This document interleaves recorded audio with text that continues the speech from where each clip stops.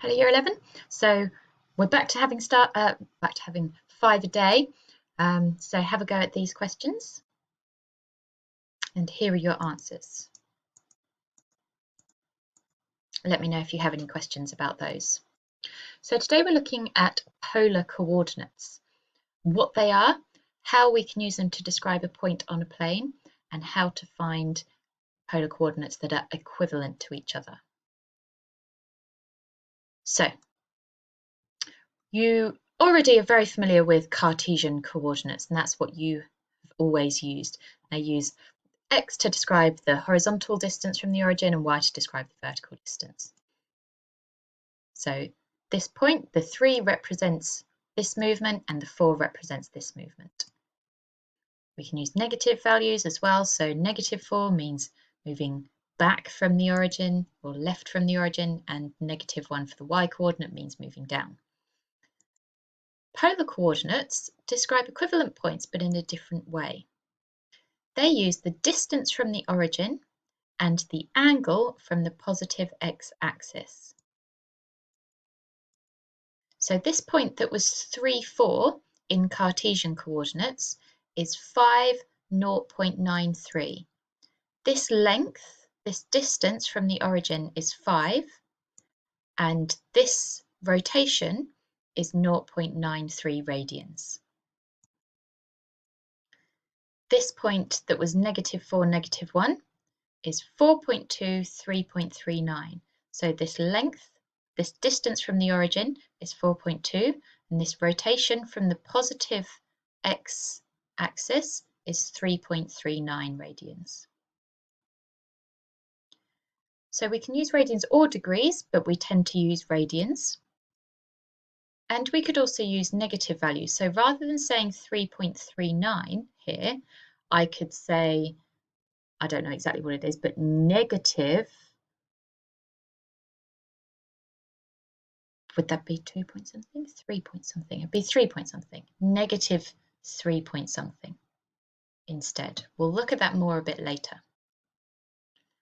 Okay. So sometimes you see polar coordinates on a polar grid, and that's what this is here. So I've got my distances from the origin measured. They're the circles, and then like the spokes of a wheel give me my angles. But most of the time we'll just be doing it on Cartesian axes. So we need to know some simple formulae that link Cartesian and polar coordinates. They come from basic trig and Pythagoras. This is a point xy with Cartesian coordinates xy. It is a distance of r for radius from the origin. If I draw in a triangle that uses my 2 coordinates, I can see that, and I can call this angle the rotation from the positive x-axis. That's going to be my theta. I can label my triangle hypotenuse and opposite and adjacent with reference to the angle theta. Now, adjacent is cos theta times hypotenuse. Substitute in the things that I know, so x equals r cos theta. Using the opposite, we can see that y equals r sine theta. So this is how we can convert between Cartesian and polar coordinates.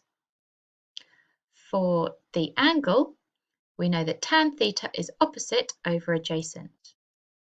So that's tan theta is y over x, and so theta is inverse tan of y over x. Using Pythagoras' theorem, I can also say that r squared equals x squared plus y squared.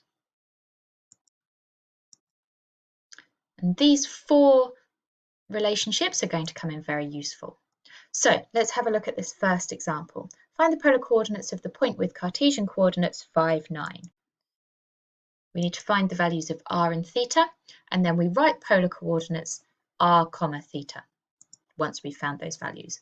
Always, always, always draw a diagram. So here's my point. I want to find the length r. I want to find the angle theta. So I know that r squared equals x squared plus y squared. Substitute in the 5 and the 9 and evaluate. Now, square root of 106 is obviously preferable to 10.3 because this is exact and this is not. But sometimes it might be useful to convert it to a decimal so you know how big it is. Now my theta is inverse tan of 9 over 5. So I put that into my calculator. I'm going to do it in radians because that's what we normally use, and this is a rounded value. So the 0.59 in Cartesian is root 106, 1.06 in polar. That is just a coincidence that they use the same digits. Let's have a look at a slightly different example. So now we've got 5, negative 12. That's down here. Now, to calculate r, this 12 is just a distance. Remember, r is just a distance, so I don't need to worry about that it's minus 12. If you substituted negative 12 in, that would be fine. You would still get the same answer, 144. And then I can calculate r, which is 13. Theta, inverse tan of y over x.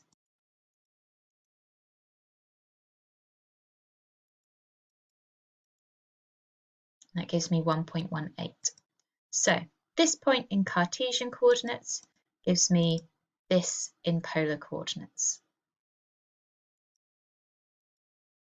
Here, our angle is negative. I had a positive answer there. I've got to be really careful, and this is why the diagrams are so important, because I moved in a clockwise direction from the positive x-axis, I've got a negative angle of negative 1.18.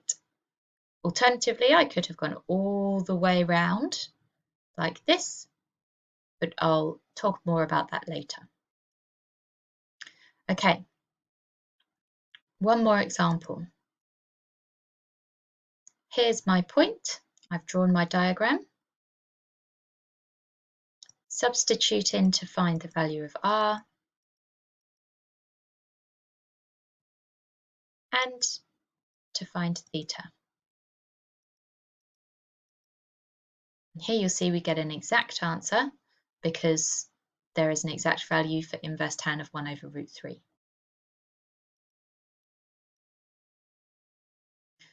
This is 7 pi over 6, not pi on 6. Why is that? Well, because we've had to rotate all the way around from here. Another way to say this point would be negative 2 pi on 6. If you imagine rotating round to pi on 6 here, but instead of going forwards with a positive r, you can go backwards from the origin. So negative 2 pi on 6 would be an equivalent value to 7 pi on 6.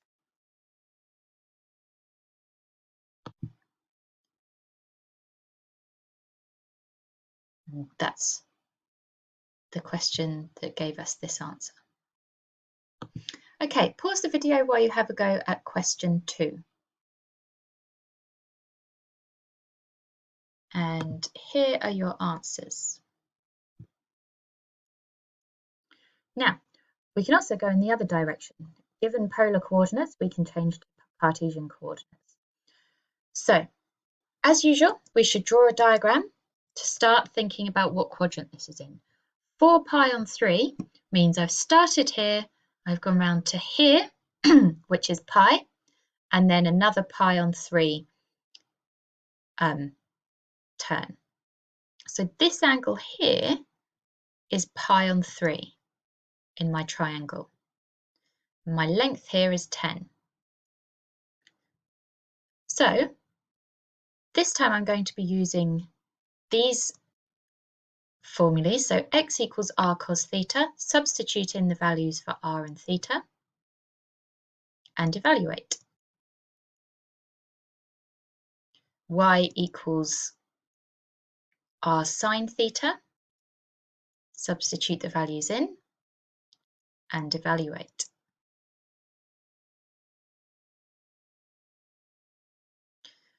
Remember that this is actually -5 and this is -5√3 because it's in this quadrant here. So after you've found the number parts, make sure you consider whether they're going to be positive or negative by referring to your diagram.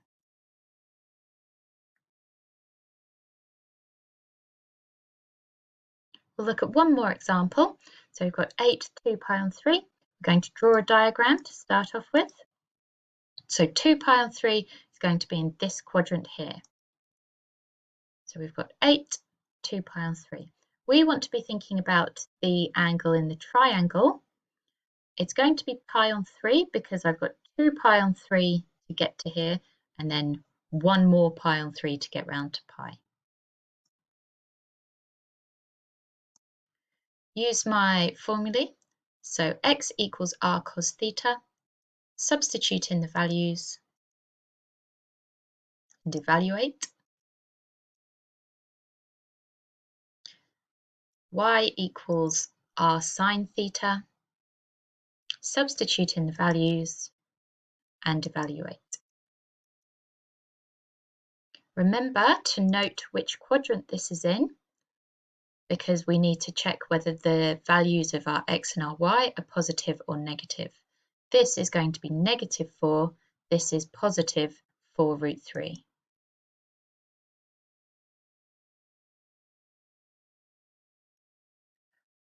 Okay, pause the video now while you have a go at questions 1, 3 and 4.